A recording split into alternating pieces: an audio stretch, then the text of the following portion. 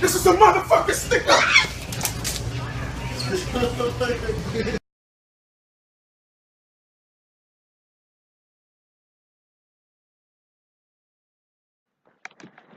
Oh, alrighty. Just hopping out of the shower once again. I always find, I think the shower is grounding. I've never read an article on if water is just naturally negatively charged. I'm not even sure. I have read, and this is relevant to the video we're making, that one ion, one anion, a negatively charged ion, can align 1 million water particles. So now you can see who are the anions in society. No, it's not the superstars. It's not your TV hosts. Review the lectures. You've learnt nothing. Okay, so shamans. What's a shaman? Well, listen. The shaman used to be the psychologist. He used to be, or she, used to be the counselor. And other things, you know, the doctor, the medical doctor, you know, the medicine man. The philosopher, shaman, ushering. Shah is to usher. Shah, usher. Ushering in new eras or epochs or ontological epochs or creodes or whatever.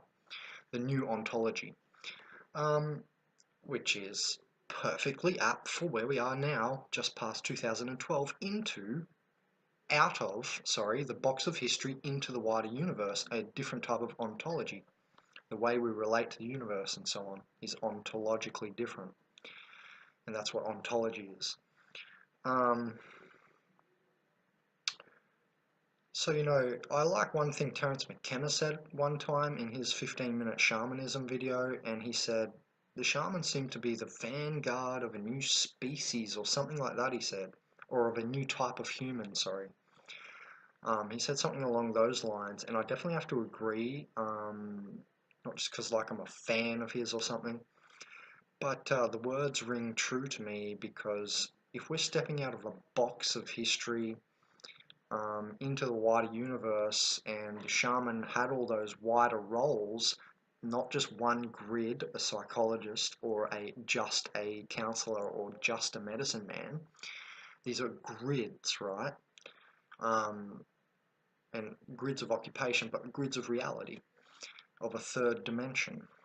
If you, like our old folks, like my parents, they had maybe one job most of their life, and now we know people like my age and the younger kids, they'll have like 50 different jobs in their life. So this is a great way to also reiterate the coming out of the box of history into the wider universe at 2012 here. Now this is not a video on the eschaton, so I'm not going to go deep into that. I will make a video on the eschaton. Yeah, so it seems that, you know, the shaman really is like the vanguard of what's coming. And it's not something that has been in the forest long ago that we're trying to get away from, and from jack of all trade, not skilled enough in either, some people might argue, and then say, well, that's why we've got the individualized skill sets now that I mentioned, the psychologist, the counselor, the whatever. I don't believe that, because the universe is definitely a complexity creating and conserving machine. So it doesn't unwind complexity, it keeps getting more complexity. And so it would make sense for a complex shaman who does 10 roles instead of one, just being a psychologist or just being a medical doctor, which is kind of like a shitty medicine man with their pills. It's shit. They're the ones selling the nostrums. You know, at my university, one of these hack scientist types had the nerve to say to me that when I asked, could you make a tincture out of the Gonoderma philippi? And he wrote back in all of his audacity, like a typical organic portal style scientist, saying, oh, we won't make a nostrum out of this. I didn't know what a nostrum was, so I looked it up and it says an ineffective medicine made by an ineffective practitioner. And I went, whoa, what a diss. How disrespectful for him to reply that to me when I was just asking, can we make a tincture out of this? So how's his audacity, you know? These people are very ungrounded. And we're not going to go into organic portalism either. That's a different subject. But it would seem to me that not only the scientists would want to work with shaman now, and we need them working together, so we can't be, you know, battling very vehemently and very nastily.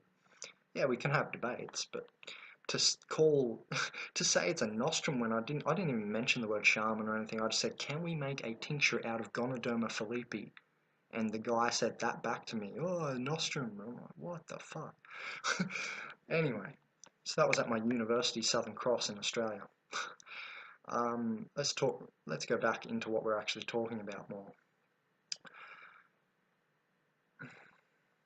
So in my opinion, I like to explain it this way. The shamans are the best we've got. The shaman is an asymptote. Now there's many different meanings of the word asymptote and asymptote and asymptotic. Like you'll have graph curves. There's like 6 main definitions I found. I remember when I was looking up the definition. But here's how I explain asymptote. The top of the pyramids were a gold capstone. This had a different function or a different ontos to all the other stones in the pyramid, which were not gold plated and they didn't have that function of allegedly putting an energy beam into space, I think. So it's ontologically different, and that's what the shamans seem to be. We seem to be ontologically different to the normal people. Excuse me for noticing. So yeah, I really think shamans are the kind of the best we've got, and namely and especially to the time that we're in, which is probably the most important point. What I mean, well, we're at the end of history. We're stepping out of the box of history, heavy frequency control, into unfrequency control, and that's why the world looks crazy to some people, because we're busting through frequency controls. And you know, it's going to be nuts for a while, and then it's going to level out into a galactic calm, some people call it. So it would seem that it's very apt to empower the shamans right now, and notice they are being empowered. Everyone's heading over to the Amazon, getting ayahuasca. You know, it's a fad or a fashion. Don't get caught in the fad of the fashion though, remember. Because, you know, the time wave keeps moving. It may have addended in maximum novelty. The end of history here into the wider universe is a maximum novelty domain, and then reiterate that it would make sense to have a novel person, a shaman who is novel. Why? Because they see stuff. They're not just going, oh, this plant has nutrient A, B, C, and D, so we can use it for like treat this because that disease needs that vitamin or something. They're going further. They don't just want to know that, they want to know everything. Well, let's just investigate. We don't know for sure. And, you know, we've discovered that plants have spirits, like some humans, the spirited humans out there, not the organic portals. And, you know, the shamans have the largest pharmacopoeia in the world in the Amazon, those Shipibo people. 15,000 herbs, bigger than the Chinese herbal system of thousands and thousands of years, which I believe is third after Ayurveda. I can't remember if Ayurveda has 12,000 in the pharmacopoeia and Chinese is about 10,000 herbs or something, and then the Shipibo people have 15,000. And we know that the Amazon is a hotbed of complexity. To reiterate it again. And now, so what am I? So I'm a Terence McKenna, again, came up with a perfect title, a techno-pagan at the end of history. He had a lecture called Techno-Pagans at the End of History. And I thought, well, he got it right on the nail.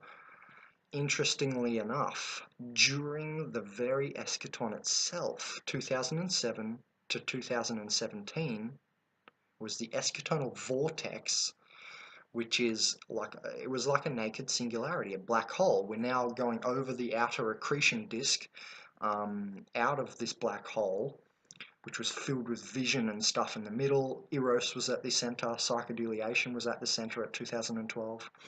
And now we're coming back out of it, and it's now 2017, the 6th month.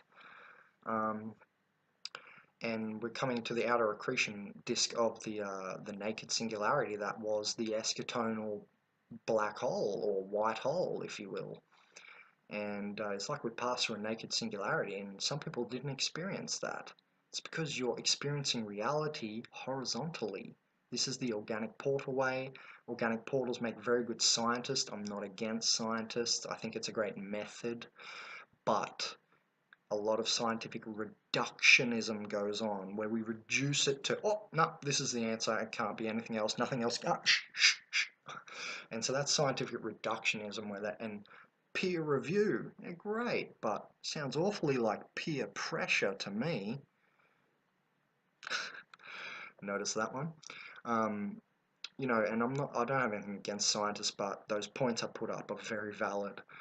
And even we can see 50% of all the peer-reviewed journal articles coming from the same few universities over in America and so on.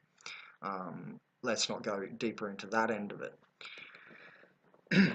So, you know, really, I see shamans as the best we have, the asymptotes, and well, yeah, we should be respected as such, because we're not. We're actually respected the opposite way. Haha, you guys think that there's more to reality than what we can see. Couldn't be. Wait, that's basically people's subconscious argument who are into dense facts, and it has to be what those scientists said. You're like you're like human babies. Well, no, but like he said that. Why don't you experience reality through your own vertical light column and not horizontally with other people's thoughts, you little baby? Huh? And then you might see what I'm talking about, and why the shamans should not be put down where they are a lot by society. They're just loincloth people, you know, living in the jungle. And we should be putting them right up the top. Actually, they're the asymptotes of the world. Why is this? Why are people doing this? Well, the world is completely backward at the eschaton. History had positives, but it also was some kind of fuck trip, or ego trip, you know. We worked ourselves to the third dimensional seed point of sovereignty, which is the ego. It's the seed point of sovereignty. And this is where we've seeded our sovereignty, and now we're getting fourth and fifth dimensional, and we're not going into any of that either.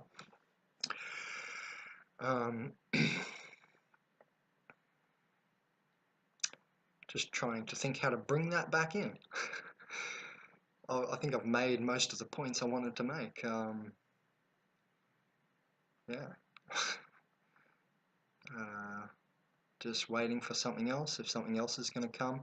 Well, you know, the shamans see spirits, we communicate, so on. It's a multi-dimensional affair. It's not just on the third dimension or second dimensional edge of things, the very physical.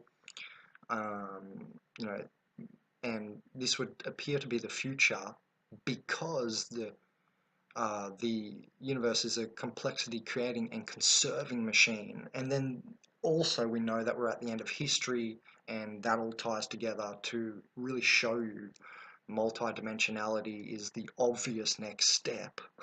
And so we're said to be going now to the fourth dimensional feeling body. And so there's a lot of pain in the world, and we're going to start feeling people. Then out of that comes fifth dimensional telepathy. You're going to know what someone is feeling without them having to say anything, you know, and this is going to be ubiquitous around, and this is a fifth dimensional set of reality. This is a fifth dimensional aspect. So it would appear to me to be apt to lift the multi-dimensionals up to the top, the people in the know, to actually fix this fuckhole, this prison planet. What are you people doing to it? You know, you're finding the scientific reductionism answers, and it can be great to advance epistemology. and that's great. Obviously, I'm not retarded. Um, but what we're doing there is not only we're finding the answer, the thrill that kills, to take another McKenna line. God, that guy was a genius. Um, we're really finding the thrill that kills, the answer too much in reductionism, and it sort of makes you exactly that, kill the chase. For further information, it's like, oh, we think we found the answer, that's it. Now, I'm not saying that's ubiquitous through science, but it's an epidemic, you might say. Like Candida is an epidemic.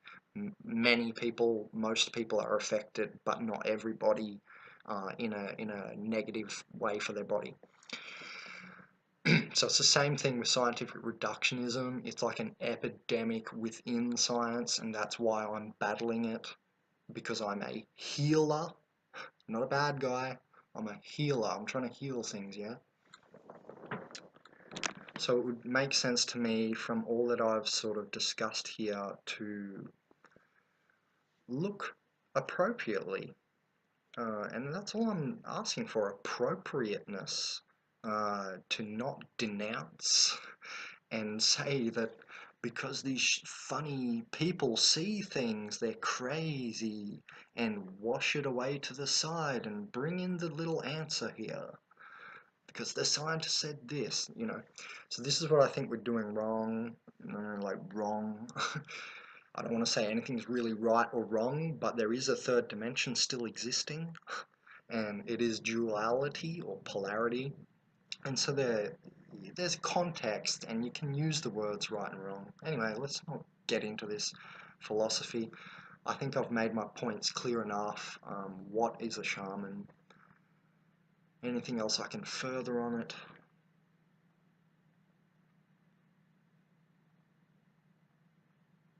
No, because you probably know the obvious stuff. I just wanted to bring in some stuff that might not be the most obvious to some people and give you a more sort of higher view and complete picture of what a shaman is. Don't forget I said, oh yeah, so let's go through it this way quickly. I'll addend the video like this. You can have the shaman, which is more philosopher. They're shahing or ushering in a new era. I'm very much one of those shamans. However, I'm also medicine manning. I make tinctures, I study nutrition heavily, so I'm also very much a medicine man. But there are shamans who are very, very much less philosophical and they're more medicine manny, but you'll find usually they're both, they're very philosophical as well as lower dimensionally, third dimensionally into making medicine and nutrition and so on, and healing physical bodies, and energetic bodies, So, there is the shahing or the ushering in. They bring, they're connected to we're connected to the future, so to speak. I have a saying. I'm going to leave it here. I made this quote. I'm Benjamin Kallenberg from consciousazine.com. My quote is that, well, you've all heard this. Let's start with the competition. I like to say what the competition is peddling if they're shitty, and you're all following the shit for some reason. Some people say the future is not set in stone. I'm going today to say the future is set in the stone. That would be the philosopher's stone.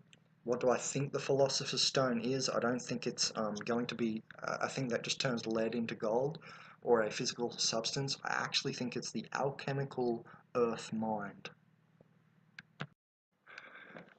Oops, quick addendum. I just realized I tangented. When I said I thought Terence McKenna made a really good moniker in his video Techno-Pagans at the end of history, and then I was trying to relate it to me. I'm not sure if I said in the video that, why that's relative, because I did a Bachelor of Business double IT majors, so I did 16 subjects in IT, or information technology, programming, stuff like that. So that'd be the techno, and then the pagan thing, what he means by that is nature people, and that's where the shamanic side would come in. And so at the end of history, where we are now, 2012-ish, We've got coincidentia oppositorum, opposites coincidentiaing, or coming together, and in a way where neither is lost. The qualities of both are somehow melded. This is what a coincidentia oppositorum is, where things and not, well, yeah, kind of opposites, but not always opposites. It's like essence concrescence as well. Like glow-in-the-dark toilet paper is an essence concrescence. A very simple example. Um, uh, shit, I lost what I was saying. That's funny. Oh yeah, so coincidentia positorum at the end of history shows us that what McKenna said, techno-pagans, is a really good way to say it. And I just wanted to relate that to me because, hey, I'm the one making the video, and I can. And so that's what I am, a techno-pagan at the end of history, definitely. And that was my addendum. Enjoy.